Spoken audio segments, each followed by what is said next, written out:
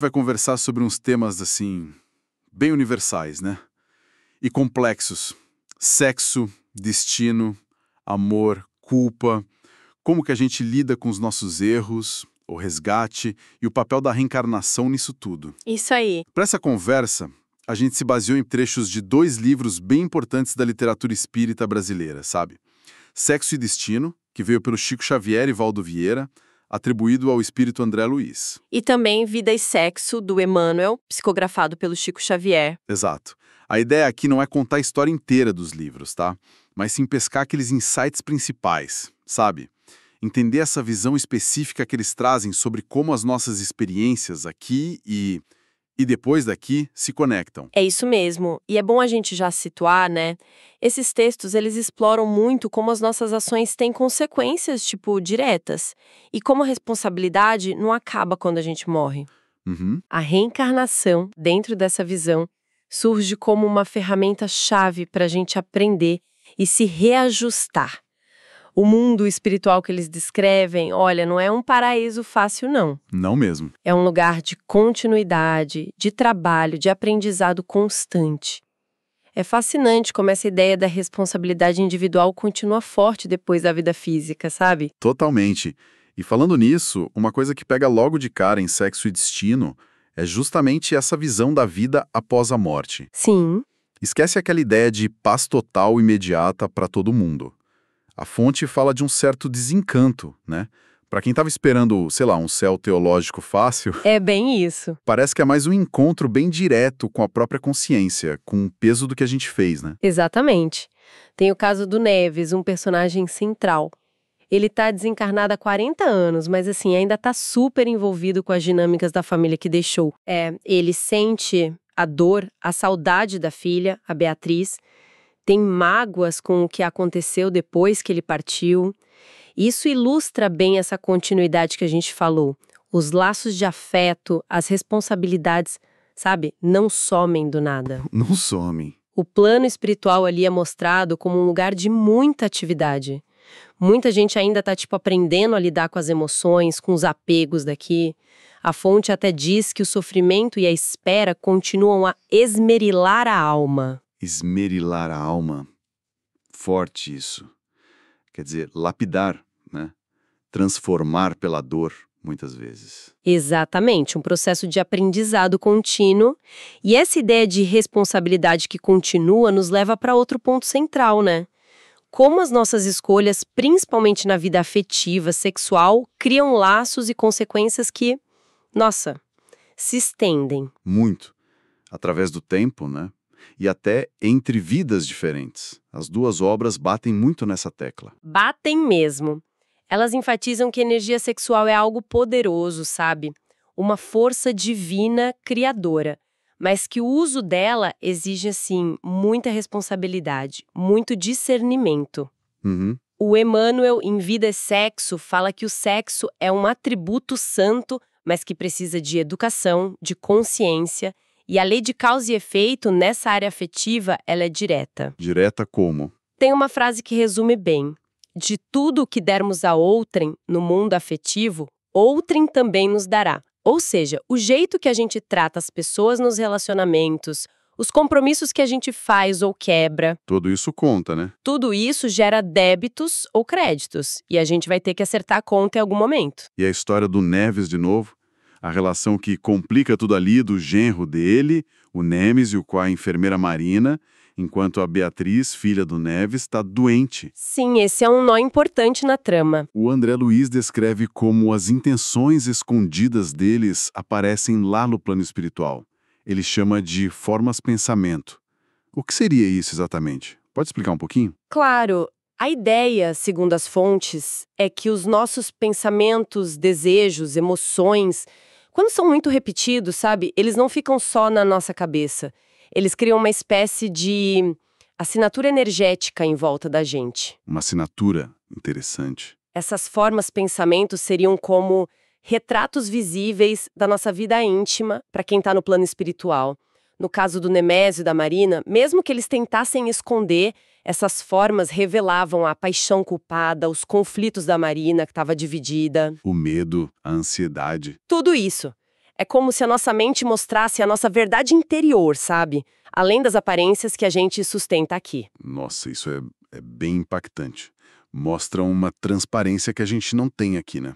Exato. E revela também como as pessoas são complexas. O Nemésio, por exemplo, não é só o cara infiel. Ele é descrito com os problemas dele, medo de envelhecer, inseguranças, até usando falsos afrodisíacos. É isso. Não é um vilão chapado, né? Tem camadas ali. E aí que entra a orientação do mentor espiritual, o Félix, pro Neves. Qual a orientação? Compaixão. Para olhar pro Nemésio não com ódio, mas como alguém que está espiritualmente enfermo, cego.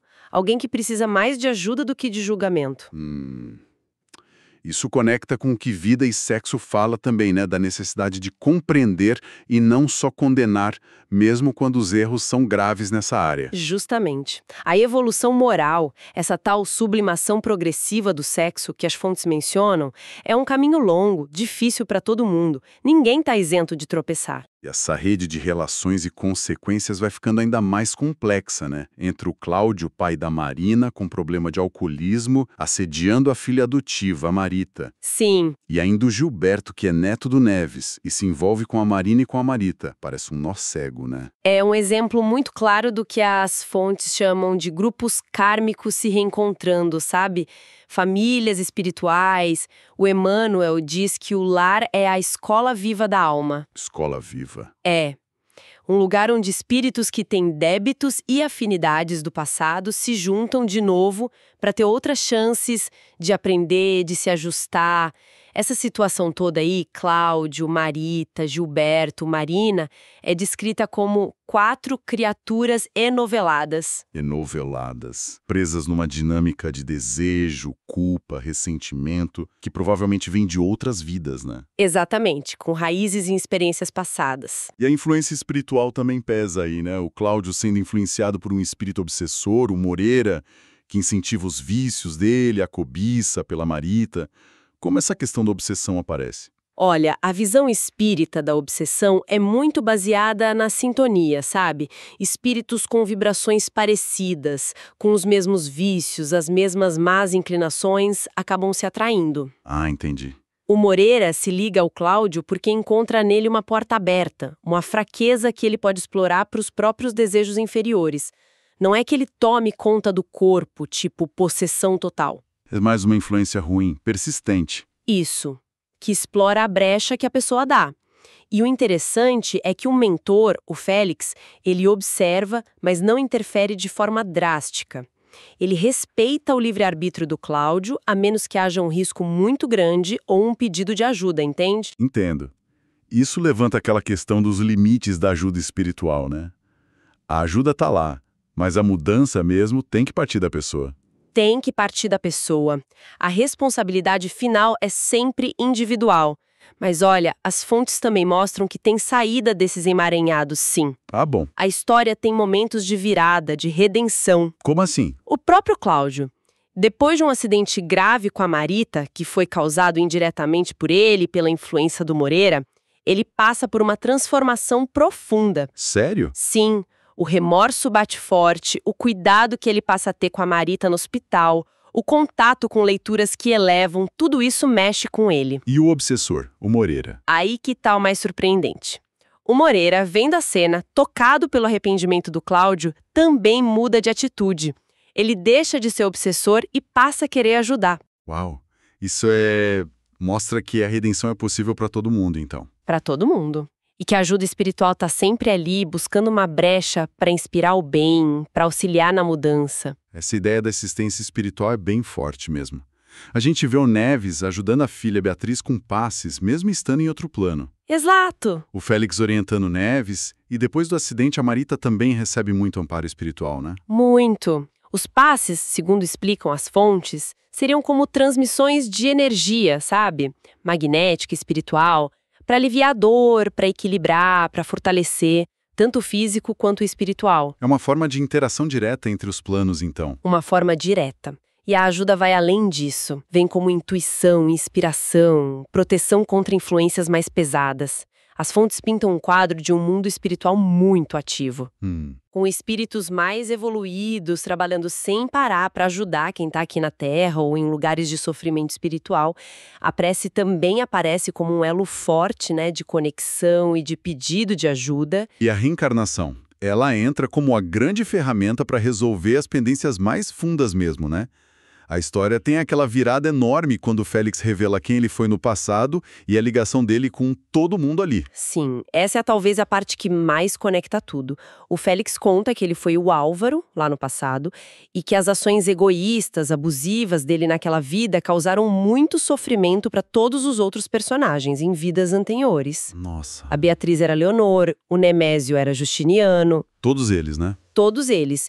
E ele explica que a missão dele agora, e a futura reencarnação como o filho da Marina e do Gilberto, é justamente para reparar esses erros, para se reajustar com quem ele prejudicou. Isso resume bem a visão espírita da reencarnação, então. Exatamente. Não é castigo cego.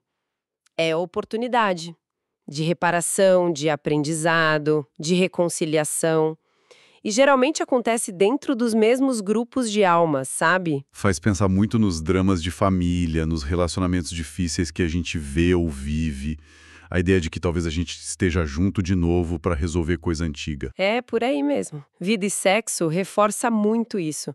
O Emmanuel diz que é raro adversários do passado reencarnarem juntos por puro acaso. Geralmente tem um plano por trás. Tem um planejamento espiritual, sim, buscando a reconciliação. Os papéis podem até inverter, sabe? Quem foi vítima pode vir como filho de quem foi o agressor, por exemplo, para criar ali uma chance de nascer o amor, o perdão. É uma jornada longa, né? Muitas vidas para aprender a usar a liberdade e a capacidade de amar de um jeito construtivo. Muito longa. E tem preparo para essa jornada. Sexo e Destino fala de uma visita a uma colônia espiritual, Almas Irmãs. Um tipo de hospital-escola para essas questões afetivas e sexuais. Sim, essa colônia é descrita como um lugar onde espíritos que erraram muito nessa área ou que têm desafios específicos com sexo e relacionamento recebem tratamento, instrução, antes de voltar para cá para reencarnar. Tem até departamentos especializados, né?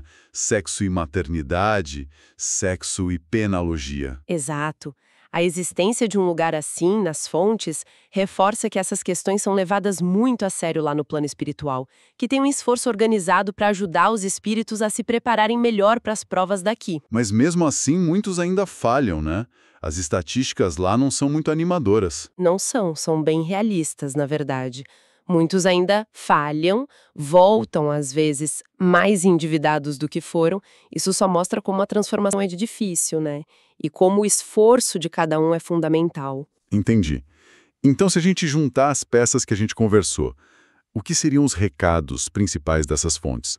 Temos essa vida espiritual que continua, cheia de atividade, de responsabilidade. Sim. As escolhas afetivas sexuais, com consequências que duram, regidas por causa e efeito. Certo. As famílias, como palco principal para esses reencontros e reajustes de karma. Exato. A escola da alma. E a reencarnação como o motor desse processo todo.